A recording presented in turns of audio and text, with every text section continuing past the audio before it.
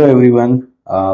Today we are going to set up the company with basic company details. So once you have received and signed up, once you have signed up into the account and you have received your credentials, you would land on the dashboard page. And on the dashboard page, on the left hand side, you can see this menu as company settings. We'll go into company settings and set up basic details of your business. The first few things are mandatory over here, which I'll walk you through one by one. What the daily working minutes is the minutes of per day an employee is expected to work. Why we need this, I'll explain when we hop onto reports. Basically, we need these details in order to calculate the amount of work that they are supposed to do in a day, the number of hours and the minutes they are supposed to work in a day, and the cost and the expenses that it incurs as a result of the hours and the minutes they work in a day. So 510 we have set for our company as an example.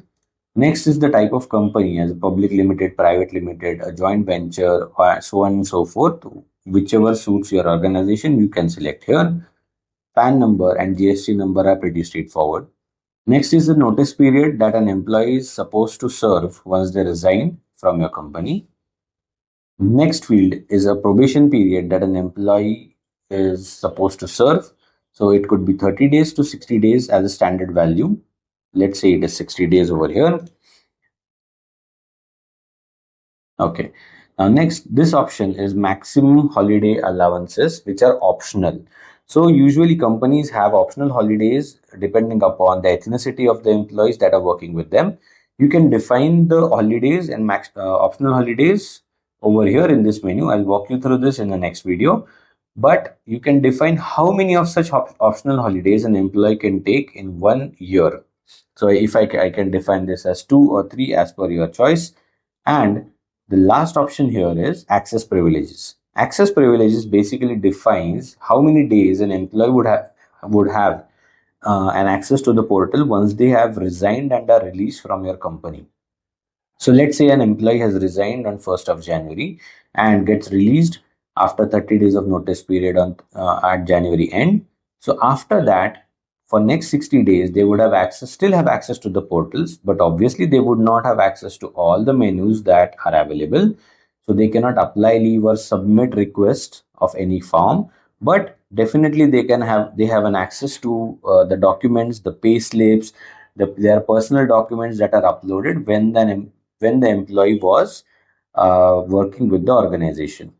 So this will help basically an organization to maintain good relations when an employee has already resigned and parted off from the company.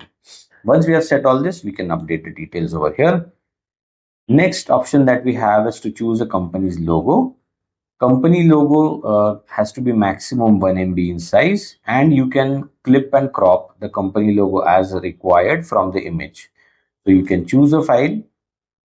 Once you choose a file, let me just try to find a sample image. Okay.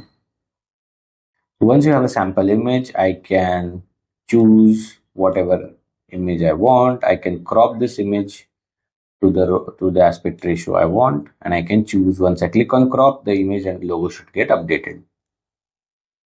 And the last option that we have provided under the company settings is to be able to change the password. Once you are done with all this, your basic company setup is complete. Next that we will walk you through is all these rest of the options in the upcoming videos. I hope I have cleared and made it simple to set up a company in just 5 minutes, and hope you would not have any doubts. In case you have any doubts or queries, please feel free to write back to us or get in touch with us. Thank you.